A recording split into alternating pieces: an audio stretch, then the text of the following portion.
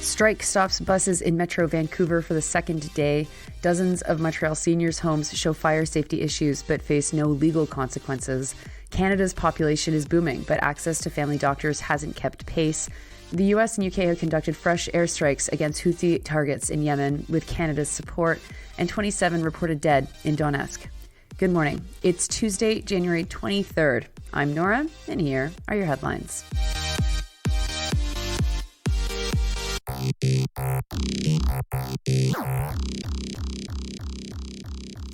We start this morning in Vancouver, where it's day 2 of a 48-hour strike by 180 workers, which continues to impact bus services. CBC's Akshay Kulkarni and Chad Pawson report that job action by transit workers represented by CUPE Local 4500 comes 3 weeks after the workers began refusing overtime as a pressure tactic. CUPE Representative Liam O'Neill said that the union is looking to further escalate job action. Talks between the union and the Coast Mountain Bus Company, conducted with the assistance of veteran labor mediator Vince Reddy, have failed to produce a new collective agreement, according to O'Neill. He said this, quote, "We went through over 20 hours of talks with CMBC with the assistance of the mediator, and while we brought solutions and compromise, they tried to bully us into accepting their proposal. We will continue our overtime ban, and then we will have to plan our next escalation," unquote. TransLink says its other services will still run during the strike. However, CUPE sent out a bulletin on Sunday warning members of potential disruptions at SkyTrain. Tony Rebello with CUPE Local 7000 said Sunday that members wouldn't be crossing lines should they be set up around SkyTrain stations. The bulletin said CUPE 4500 has made a Labour Relations Board complaint against TransLink, the BC Rapid Transit Company, West Coast Express, and ProTrans for trying to, quote, reduce the impact, unquote, on transit riders during the escalating strike action. And folks, look for Facebook groups within Metro Vancouver to help people get to work during the strike. Bus strikes are always inconvenient, but they are less inconvenient if we're able to carpool and get to where we need to go and allow the workers to walk off the job for as long as they need. Next to Montreal, where more than a quarter of private seniors' residences were not in compliance with fire safety requirements last year. Frédéric Xavier Duhamel in the Globe and Mail reports that although fire department documents show that issues included a lack of up-to-date alarm systems and sprinklers, only a fraction of owners were facing judicial proceedings as a result. Duhamel explains that seniors aged 65 years and older have the highest rate of fire-related deaths, according to Statistics Canada, and that mobility limitations of residents mean proper planning and safety standards are crucial to save lives. Yet, through a Freedom of Information request to the Service de Sécurité d'Incendie de Montréal, Duhamel found that out of 187 retirement homes, 49 had non-compliant means of evacuation. Only 6 of those residences were facing judicial proceedings.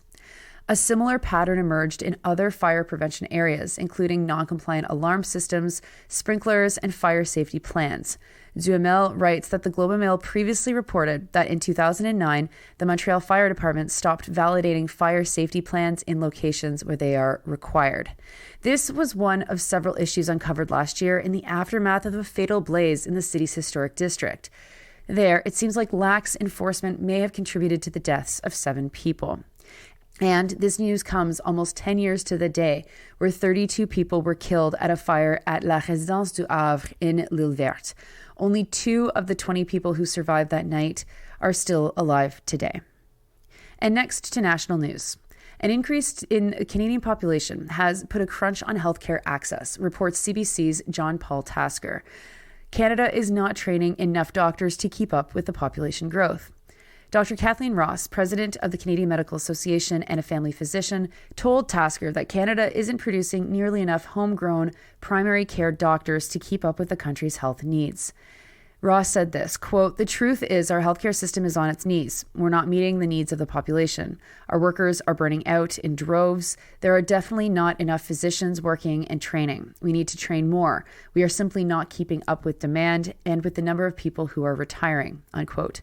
One national survey conducted by the Our Care Initiative showed that the number of Canadians without regular access to a family doctor or nurse practitioner has spiked from 4.5 million in 2019 to an estimated 6.5 million in 2023. And hey, I'm among those statistics because my doctor's gone on sick leave and we have no replacement doctor.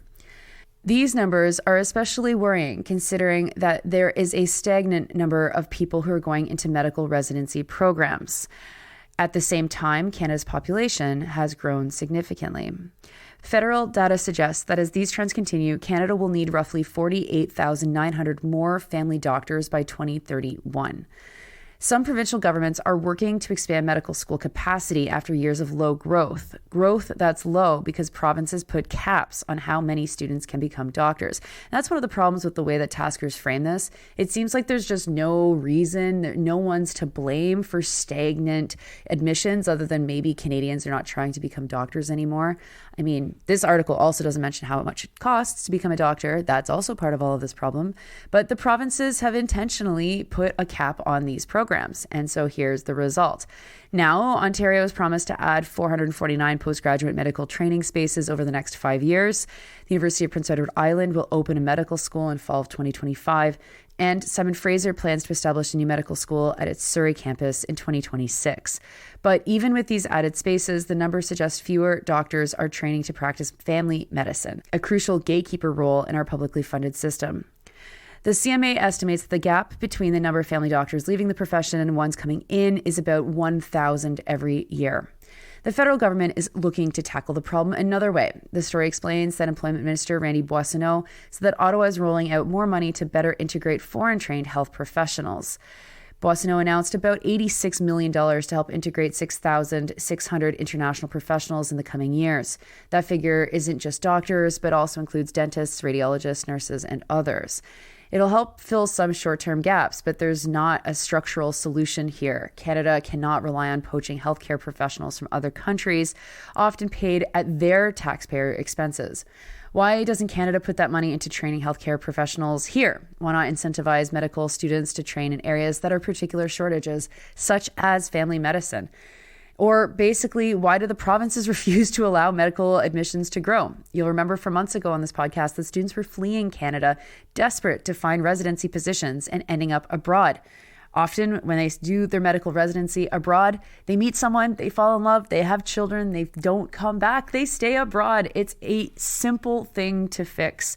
But you know what? These questions are not posed by this and they're not answered by this. And the reality is actually the real reason is because this crisis is being used to push privatization on the system. That's the real reason. And CBC will never write that because CBC is implicated in it as well. To international news now. The United States and the United Kingdom have conducted new joint airstrikes against Houthi rebels in Yemen. The BBC's Ruth Comerford and Frank Gardner write that the Pentagon said yesterday's strikes hit 8 targets, including an underground storage site and Houthi missile and surveillance capability. The Houthis have been targeting ships they say are linked to Israel and the West that travel through the important Red Sea trade route.